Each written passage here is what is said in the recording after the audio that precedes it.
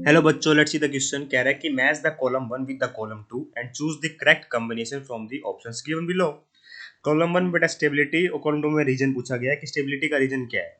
कहने का मतलब क्या हो बेटा, जैसे मेरा पार्ट वन है बेटा, तो उसमें कह रहा है कि जो पहले वाला स्ट्रक्चर है वो ज्यादा स्टेबल क्यों सेकंड से, उसके पीछे रीजन किस चीज का है।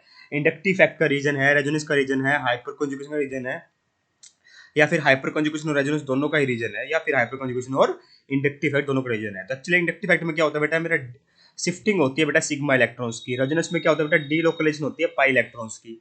हाइपर कंजुगेशन में क्या होता है बेटा, मेरा डी लोकलाइजेशन होती है सिग्मा इलेक्ट्रॉन्स की, है ना।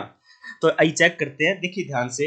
पहली बात हमेशा ध्यान रखना कि जहाँ रेजोनेंस लग रही है, रेजोनेंस हमेशा डोमिनेटिंग फैक्टर होता है as compare to hyperconjugation, और हाइपर कंजुगेशन ज्यादा डोमिनेटिंग होता है as compare to inductive fact. Resonance में बेटा डी लोकलाइजेशन होती है पाई इलेक्ट्रॉन्स की, हाइपर कंजुगेशन में डी लोकलाइजेशन होती है सिग्मा इलेक्ट्रॉन्स की, और इसमें होती है बेटा इंडक्टिव फैक्ट में शिफ्टिंग ऑफ सिग्मा इलेक्ट्रॉन्स।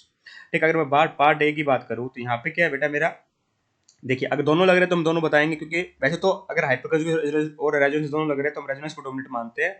पर अगर बेटा यहाँ पे हमें पता है कि दोनों लिख भी रखे हैं तो हम सबसे चल सकते हैं, जैसे मुझे पता है। और होता क्या है बेटा, हाइपर कंजुगेशन कैसे देखते हैं, हाइपर कंजुगेशन देखा जाता है बेटा, कार्बोकेटाइन होता है बेटा, उससे नेक्स्ट कार्बन में देखो कितने हाइड्रोजन है। अगर हाइड्रोजन अवेलेबल है तो बेटा वो क्या करेंगे, डीलोकलाइजेशन सिग्मा इलेक्ट्रॉन करके उसको शिफ्टिंग कर देंगे, स्टेबलाइज कर देंगे। तो यहाँ पे 3 सिग्मा बॉन्ड है और इसके कार्बोकेटाइन से नेक्स्ट पे सॉरी 3 हाइड्रोजन बॉन्ड है, 3 3 6 अल्फा हाइड्रोजन है बेटा। ठीक है, तो ये क्या कर देगा बेटा, हाइपर कंजुगेशन इफेक्ट तो यहाँ लग रहा होगा, इससे ज्यादा स्टेबल है। यहाँ कोई हाइपर कंजुगेशन नहीं लग रहा है इस कार्बोकेटाइन में, क्योंकि कार्बोकेटाइन से नेक्स्ट कार्बन में कोई कार्बन ही नहीं है बेटा, नेक्स्ट कार्बन ही नहीं है। दूसरी चीज बेटा क्या है, यहाँ पे रेजोनेंस हो रही है, बिल्कुल बेटा देखिए यहाँ पे क्या कर देगा, रेजोनेंस इसको स्टेबलाइज कर सकता है इस तरीके से। और सेकंड वाले केस में कोई रेजोनेंस हो सकती है, मतलब ये हाइपर कंजुगेशन से भी स्टेबलाइज हो सकता है और रेजोनेंस से भी, है ना, और रेजोनेंस से भी इस तरीके से। तो इसका मतलब क्या हुआ बेटा, दोनों ही फैक्टर स्टेबलाइज हो रहा है। तो मैं ए का लगाऊंगा पार्ट थ्री ना, ए का थ्री लगाऊंगा, तो ए का थ्री, ए की ऑप्शन दे रखा है, तो 1 3 4 हो गए आउट। पार्ट बी की बात करते हैं बेटा, तो इसमें देखिए कार्ब अनायन दे रखा है। तो कार्ब अनायन बेटा ज्यादा स्टेबल कब होता है, जब इसमें क्या लगा हो, इलेक्ट्रॉन विड्रॉइंग ग्रुप लगे हो। ठीक है, कहता है कि जो सेकंड वाला कार्बन आयन है बेटा वो ज्यादा स्टेबल कैसे है। पहली बात तो बेटा कार्बन आयन में कभी हाइपर कंजुगेशन इफेक्ट नहीं लगेगा, तो 3 4 तो वैसे ही आउट हो गए। रेजोनेंस यहाँ पे हो नहीं रही कोई, क्योंकि रेजोनेंस में क्या होता है बेटा, मेरे delocalisation of pi electrons होता है, तो बेटा ऐसा कुछ तो हो नहीं रहा, है ना। तो केवल क्या लगेगा बेटा, इंडक्टिव इफेक्ट लगेगा। एक्चुअली में यहाँ पे ये प्लस आई इफेक्ट लगाकर इसको डीस्टेबलाइज कर रहे हैं बेटा। भले बेटे बी आर लगा हुआ है, पर ये प्लस आई इफेक्ट डिस्टेबलाइज कर रहे हैं, इसमें कोई प्लस आई इफेक्ट लगाने वाला ग्रुप नहीं लगा हुआ है। इस कारण से बेटा मेरा ये बी क्या हो रहा है, ये CH3 नेगेटिव ज्यादा स्टेबल है बाय इंडक्टिव इफेक्ट। रेजोनेंस यहाँ पे हो नहीं रही बेटा, और हाइपर कंजुगेशन नेगेटिव कार्बन में होती नहीं है, तो बी का आएगा 1। ठीक है, बी का 1 यहाँ दे भी रखा है।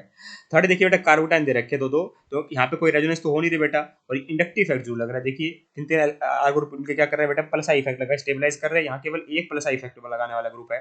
ठीक है, दूसरी बात बेटा, हाइपर कंजुगेशन भी हो रही है, क्योंकि कार्बोटाइन से नेक्स्ट कार्बन पे अल्फा हाइड्रोजन अवेलेबल है, तो 3 यहाँ पर, 3 यहाँ पर और 3 यहाँ पर, टोटल 9 अल्फा हाइड्रोजन है। और यहाँ केवल केवल और केवल 3 अल्फा हाइड्रोजन है। तो इस कारण से बेटा हाइपर कंजुगेशन से भी ज्यादा स्टेबल है बेटा ये, और इंडक्टिव इफेक्ट से भी ज्यादा स्टेबल है। तो सी का क्या आएगा बेटा, hyperconjugation as well as inductive, मतलब सी का 4 आना चाहिए बेटा, सी का 4 आएगा। तो यहाँ पे दे भी रखा है। बात करें बेटा इसकी रेडिकल, रेडिकल बेटा देखिए वैसे तो बायोमेट्रिक स्पीसीज होती है, इनको इलेक्ट्रॉन डोनेटिंग ग्रुप मिल जाए, इलेक्ट्रॉन विड्रॉइंग ग्रुप मिल जाए, दोनों तरीके स्टेबलाइज हो सकता है। तो ये चेक करते हैं, तो यहाँ मुझे दिखाई दे रहा है बेटा, इसमें क्या है, ये ज्यादा स्टेबल बता रखी है। क्यों बता रखी है, देखिए यहाँ पे रेजोनेंस हो सकती है साफ, क्योंकि इस तरीके से बेटा क्या कर सकता है, रेजोनेंस कर सकता है ना। और ये देखिए कैसे रेजोनेंस चलेगी, इसमें मैं एक पार्ट करके दिखा रहा हूँ, आगे चलती रहेगी ऐसे ही, है ना। तो क्या होगा बेटा, यहाँ पे रेडिकल बन जाएगा, इसमें क्या हो जाएगा बेटा, मेरा डबल बॉन्ड CH2 बन जाएगा, और यहाँ पे नेक्स्ट क्या आ जाएगा, ऐसे फिर आगे चलता रहेगा। यहाँ क्या हो रही है बेटा मेरे, देखिए यहाँ रेजोनेंस हो रही है, यहाँ रेजोनेंस नहीं हो पा रही है, यहाँ रेजोनेंस नहीं हो पा रही है। यहाँ पे क्या हो रहा है, यहाँ तो बेटा ना हाइपर कंजुगेशन हो रही है ना रेजोनेंस हो रही है, इसमें क्या हो रही है, पर्टिकुलर रेजोनेंस हो रही है। इस कारण से बेटा मेरा पहले वाला स्टेबल, और यही तो डी का क्या आएगा बेटा, मेरा 2 आएगा। तो ऑप्शन नंबर 2 परफेक्टली करेक्ट है। I hope you got the answer, thank you so much.